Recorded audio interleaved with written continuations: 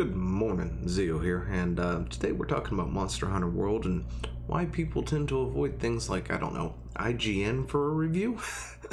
Because this is, wow, this is a review. Alright then, let's get into it, shall we?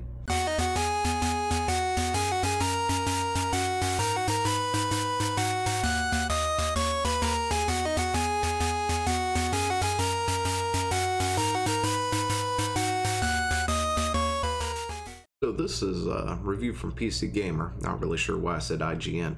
Anyway, I guess that's what the first thing is that popped onto my head, because a lot of the times when it comes to things like Kotaku and stuff like that, at this point in time, I'm sure we've talked about it enough. A lot of people kind of see where these things go. You're going to have this, and it's going to be a review of X, right? And then it's going to devolve into talking about their personal politics or something, or it's somehow related to real life events when it has nothing to do with said, events, trying to interject all this other stuff into it when we just want to know what about the game. Now, this review isn't completely bad per se, because it does talk about the game, which is kind of refreshing in a way. They'll talk about the new clutch claw mechanics and a few other things, but they do leave out a lot of other stuff and sort of feel disingenuous while doing so, just as in order to paint this picture that, say, Monster Hunter World is bad because you hunt monsters, right? You've got a game here.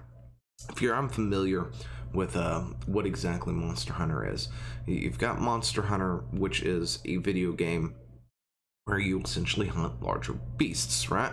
There's a whole story behind it. There's lore to it, to why you do that. It's something I've tried getting into in the past, but never fully could, because a lot of the times the games were on handhelds, and I just could not get my fingers or whatever to work with the control scheme. Anyway, point is, never got into it until Monster Hunter World came out. And I love this game. It's a great game. I mean, it has faults, of course. Don't get me wrong, it has some issues. Especially when one of the things, I guess, that you can say somewhat irk me is that I have to go into a mission, watch whatever cutscene exists in said mission, and then, and only then, can I invite friends or other people into said mission to have, 4 people going at this monster or whatever. And, I understand why that is a thing. I got that. At the same time, it's just one of those little minor inconveniences, I guess is the best way to put it. That, yeah. Anyway, aside from that, it is a game that I quite frankly enjoy. It's definitely super great with a controller. So, pick up a controller and play that, because that is probably a lot easier to play it than on the keyboard and mouse. I just could not do it on keyboard and mouse. Way too much. But I guess, when you reach my age, things, the more complicated they get, I guess the harder it gets. But anyway, this is a Monster Hunter review for Iceborne. And if you say to yourself, well, Iceborne came out a while ago, and it did. However, for PC, it just came out, which is another story on its own, because there was it had a bad launch. Not gonna lie. It had issues. And I'm not 100% sure if they're fixed. I'm sure they are, but I haven't looked yet. But this is a game about hunting monsters, and we're apparently supposed to be upset at the fact that we hunt and, dare I say, kill these monsters. However, there are other ways to do things, of course. And honestly, I can't tell if this author has actually played the game, or if they're just being completely disingenuous and, was getting their information from elsewhere. Now, they boast about playing 200 hours worth of this expansion, and 200 hours in the base game, or over that, which is a lot of time. I have plenty of time on Monster Hunter when it comes to, say, the PS4, And when I launched on the PC, naturally, I converted over to the PC side of things just because I like to do things on my computer. And, I've got roughly 200 hours into it now. Or getting close to it. It's 150 something, 40 something, something like that. Just because I haven't had time to play as much as I did when I was playing on the Xbox. But, I guess, 200's not a whole lot there. I'm almost there. I mean, I'm still learning things about the game too, of course, so, I'm not exactly an expert when it comes to these games. But, the review itself isn't completely out there. But it's things like this that make you sit back and wonder, what are you going on about? There's always been an uneasy for me playing these games, where I've asked to go out, invade the habitats of these species, and kill them to make the next set of armor and weapons. With World, the discomfort was extreme at times, beating monsters till they limped. Then being asked to lob off their tails to hear whines and squeals. You don't just kill the monsters in these games, you make them suffer.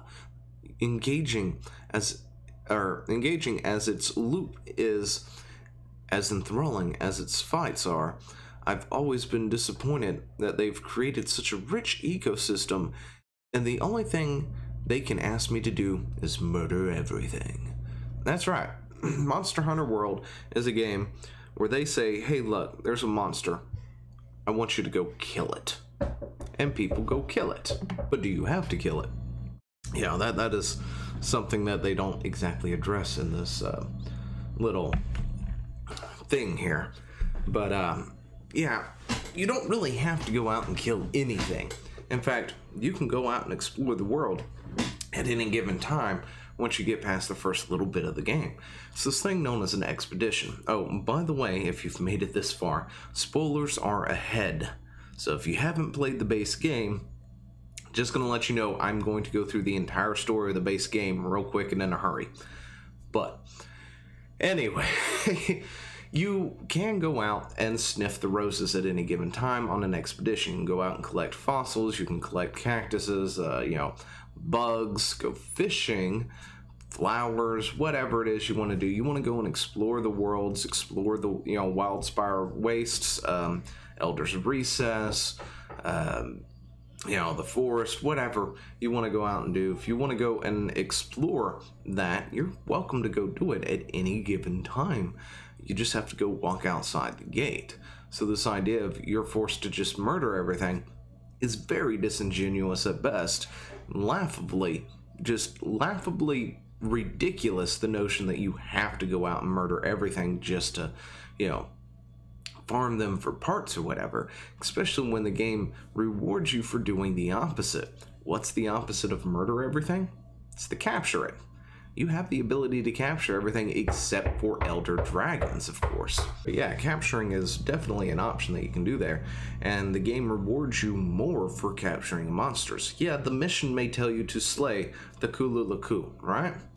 However, you don't have to actually slay it. You can run over with a net and capture the thing, whether it's the pitfall or the thunder lightning trap that I can't remember what it's called, but I use it all the dang time. And you take a couple of tranquilizers with you, and when the monster gets weakened and hurt and runs back to sleep or whatever, or to escape the hunters and stuff, you can just straight up capture it, and you get rewarded for more, or you get more rewards for doing just that.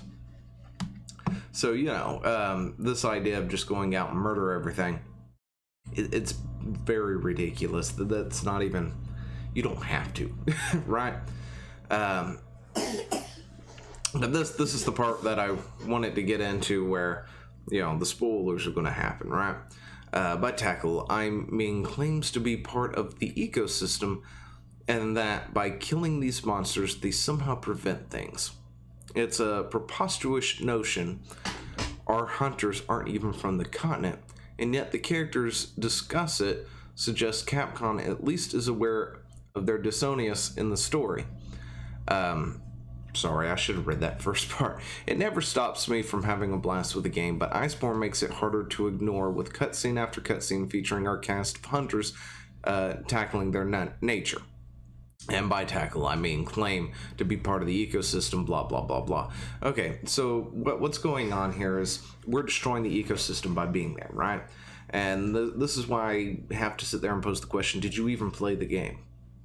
Seriously, did you play the game, or did you watch somebody else play the game and just not really pay attention to many of the cutscenes at all? Is that the last part? That's going to be the last part I want to talk about.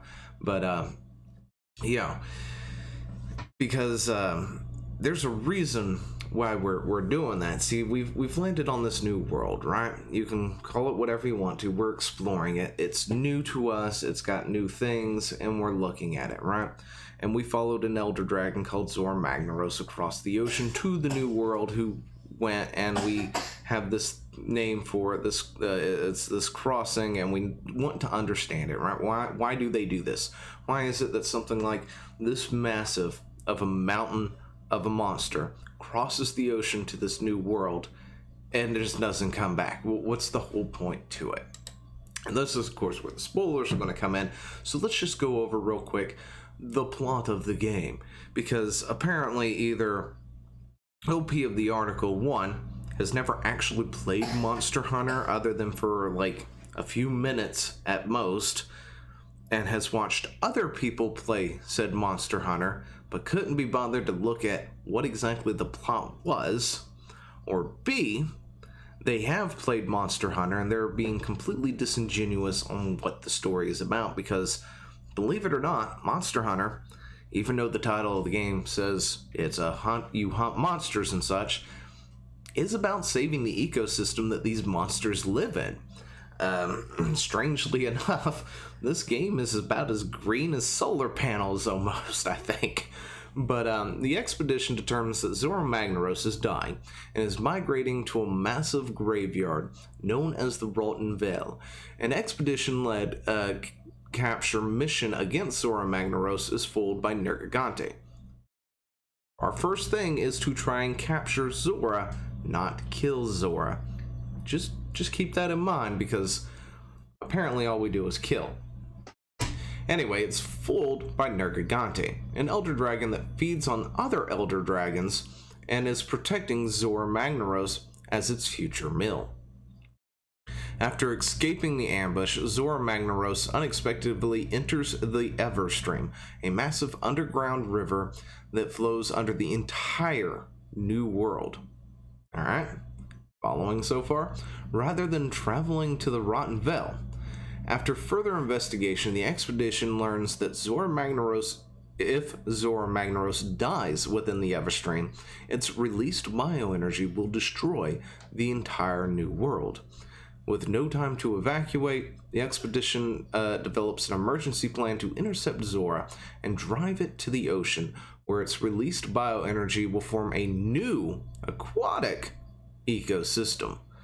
Nergigante once again interferes, by this time is driven off by the hunters, and Zora is successfully driven into the ocean, where Zora then dies and creates a completely new ecosystem in the process. We're all about destroying ecosystems, right?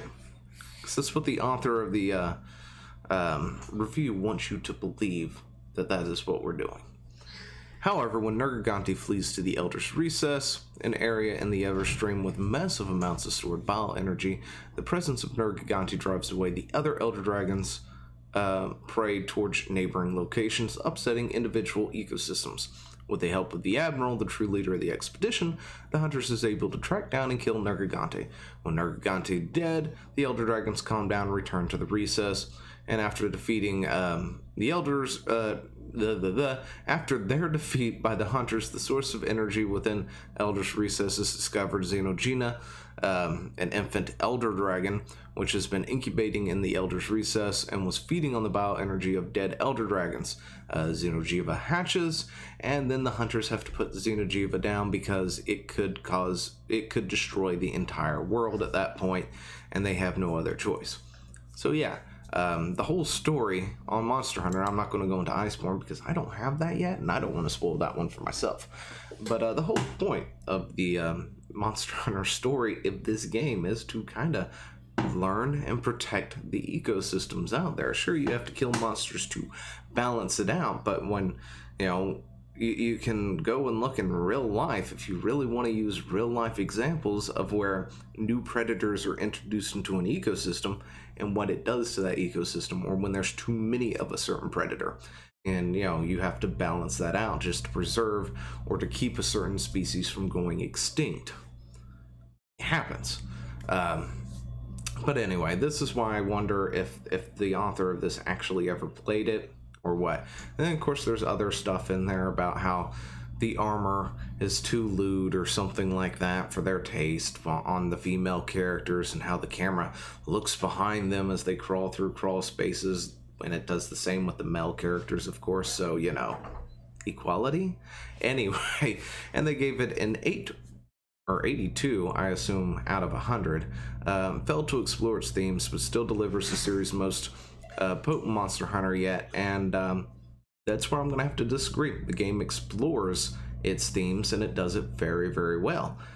You just choose to ignore it for whatever reason. Anyway, let me know what you think down in the comments below. I will talk to you later. See ya.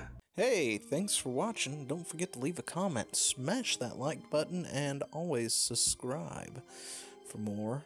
And of course, there are other videos floating around somewhere on the screen, so click one of those and see if you can find something that suits your fancy. Till then, I'll see you later. Bye.